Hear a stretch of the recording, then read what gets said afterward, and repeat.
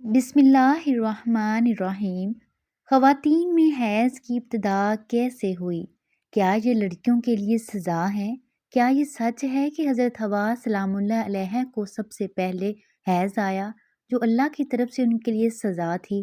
کیا حیض کی ابتدا بنی اسرائیل سے ہوئی؟ کیا بنی اسرائیل سے پہلے عورتیں پاک تھیں؟ آج کی ویڈیو میں ہم اپنے ناظرین کو قرآن و حدیث اور مستند روایات سے ان سب سوالات کے جوابات دیں گے۔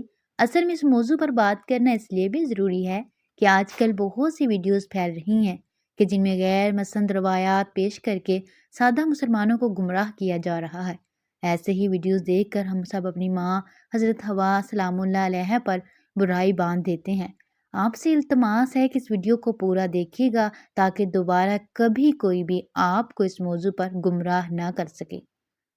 حضرت عبدالرزاق اور مسند اصحاب میں حضرت عبداللہ بن مسعود رضی اللہ تعالیٰ عنہ اور حضرت اسماء بن ابو بکر سے روایت نقل کی گئی ہے کہ بنی اسرائیل کی عورتوں کو یہ اجازت دی کہ وہ بھی مردوں کے ساتھ مسجد میں جا کر نماز پڑھا کرتی تھیں۔ مردوں اور عورتوں کے درمیان ایک پردہ ہوتا تھا۔ پھر ایک دن ایک لڑکی اپنی ایڑیاں اٹھا کر مردوں میں اپنے یار کو دیکھنے لگی اور پھر اس نے یہ روزانہ کا معمول بنا لیا۔ اس کو دیکھا دیکھی سبھی عورتیں اپنی مسجد میں آتیں اور پھر ایڑیاں اٹھا کر پردے کے اوپر سے غیر مردوں سے تاک جاک میں لگ گئیں۔ چنانچہ ان کو مسجد میں جانے سے ایسے روکا گیا کہ ان پر حیض مسلط کر دیا گیا۔ اب کچھ لوگ اس روایات سے یہ سبق لیتے ہیں کہ حیض کی ابتدا ہی بنی اسرائیل سے ہوئی، جو کہ غلط ہے، کیونکہ مفسرین اس روایات کی تفسیر میں لکھتے ہیں کہ یہ حیض عام نہیں تھا، بلکہ بنی اسرائیل کی عورتوں کو مسجد میں گناہ کرنے کی اللہ پاک نے ایسے سزا دی کہ 4 مہینے تک مسلسل صبح و شام وہ عورتیں حیض کی کیفیت میں رہتیں اور مسجد میں آنا بند کر دیا۔ پھر جب اللہ پاک نے ان کی توبہ قبول کی تو یہ عذاب ان پر سے ختم ہوا۔ صحیح احادیث مبارکہ سے یہ ثابت ہے کہ عورتوں میں حیض کی ابتدا روز اول سے ہے۔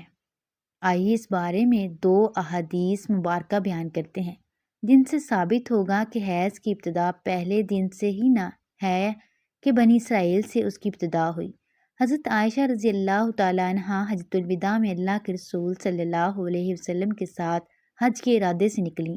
راستے میں انہیں حیض آ گیا تو اس اندیشے سے رونے لگیں کہ اب وہ مناسک کے حج ادا کرنے سے محروم ہو جائیں گی۔ آپ صلی اللہ علیہ وسلم کو معلوم ہوا تو آپ نے انہیں سمجھاتے ہوئے فرمایا، یہ ایسی چیز ہے جسے اللہ تعالیٰ نے اولاد آدم میں ان عورتوں کے لیے لازم کر دیا ہے۔ اس حالت میں تم بھی وہی سب کچھ کرو جو حاجی کرتا ہے، صرف پاک ہونے تک بیت اللہ کا طواف نہ کرنا۔ بالکل اسی طرح ایک اور حدیث حضرت ام سلمہ رضی اللہ تعالیٰ عنہ سے بھی مروی ہے۔ حضرت ام سلمہ رضی اللہ تعالیٰ عنہ بیان کرتی ہیں کہ ایک موقع پر رسول اللہ صلی اللہ علیہ وسلم کے پاس تھی کہ مجھے حیض آنے لگا۔ میں وہاں سے اٹھ گئی۔ آپ صلی اللہ علیہ وسلم نے دریافت کیا، میں نے بتایا کہ مجھے حیض آنے لگا ہے۔ آپ نے فرمایا، یہ ایسی چیز ہے جسے اللہ تعالیٰ نے آدم کی بیٹیوں پر لازم کر دیا ہے۔ اس موضوع پر امام بخاری رحمۃ اللہ علیہ نے بخاری شریف میں ایک باب بھی قائم کیا ہے جس کا نام حیض کا آغاز کیسے ہوا ہے۔ امام بخاری لکھتے ہیں، حضور اکرم صلی اللہ علیہ وسلم نے فرمایا، یہ وہ چیز ہے کہ جسے اللہ نے آدم کی بیٹیوں پر لازم کیا ہے۔ امام بخاری مزید لکھتے ہیں کہ بعض لوگ کہتے ہیں کہ حیض کا آغاز ہی بنی اسرائیل سے ہوا، جب اس معاملے میں نبی کریم صلی اللہ علیہ وآلہ وسلم کا ارشاد زیادہ معتبر ہے، کیونکہ حضرت صلی اللہ علیہ وسلم نے فرمایا کہ اللہ نے حیض کو آدم کی بیٹیوں پر لازم کیا ہے، اسی لیے بنی اسرائیل سے پہلے بھی حضرت آدم کی اولاد میں حیض موجود تھا۔ علامہ ابن حجر اسقلانی فتح الباری میں بھی یہی ثابت کیا ہے کہ حیض ابتدائی تخلیق سے عورتوں کو آتا رہا ہے۔ اب بات کرتے ہیں روایات کی کہ جن میں یہ کہا جاتا ہے کہ حیض کی ابتدا حضرت حوا سے ہوئی اور ایسا بطور سزا ہوا۔ امام طبری رحمۃ اللہ علیہ سورہ بقرہ کی آیت نمبر 25 کی تفسیر میں حضرت عبد الرحمن بن زید رحمۃ اللہ علیہ کی یہ روایت نقل کرتے ہیں کہ حضرت حوا کو پہلے حیض نہیں آتا تھا، ان کی تخلیق پاکیزہ ہوئی، یہاں تک کہ انہوں نے اللہ کی نافرمانی کی اور ممنوعہ پھل کھایا، جس سے ان کو جنت سے نکالا گیا اور پھر ان کو حیض اور حمل کی سزا دی گئی۔ اور لکھتے ہیں کہ اللہ پاک نے تب فرمایا، میں نے تجھے پاکیزہ بنایا تھا لیکن تو نے میری نافرمانی کی، اس لیے اب میں تجھ سے خون جاری کر دوں گا۔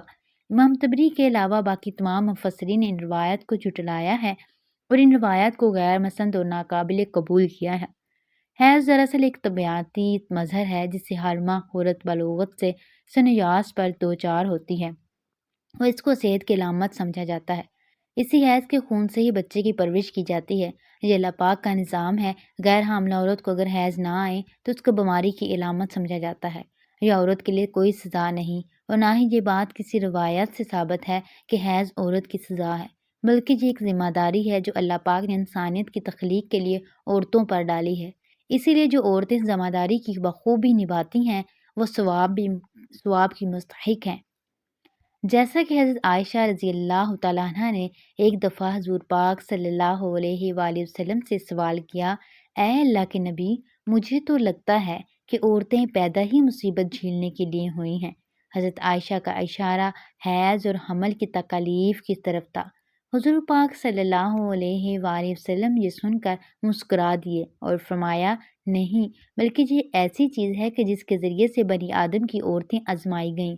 اس حدیث کی تشریح میں علامہ ابن حجر رحمۃ اللہ علیہ فتح الباری میں لکھتے ہیں کہ عورتوں کی تخلیق ہی اللہ پاک نے ایسے کی ہے کہ انہیں حیض آئے۔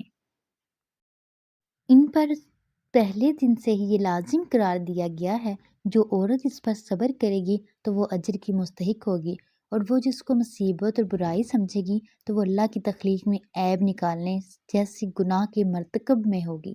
امید ہے کہ اب آپ جان چکے ہوں گے کہ یہ عورتوں کی سزا نہیں اور نہ ہی ان سے سزا کے طور پر حضرت حوا سلام اللہ علیہ پر مسلط کیا گیا، اور نہ ہی حیض بنی اسرائیل کی عورتوں سے شروع ہوا، بلکہ حیض و حمل تو اللہ پاک کی آزمائش ہے عورتوں کے لیے، جن کا اللہ پاک بروز قیامت عورتوں کا اجر عطا فرمائے گا۔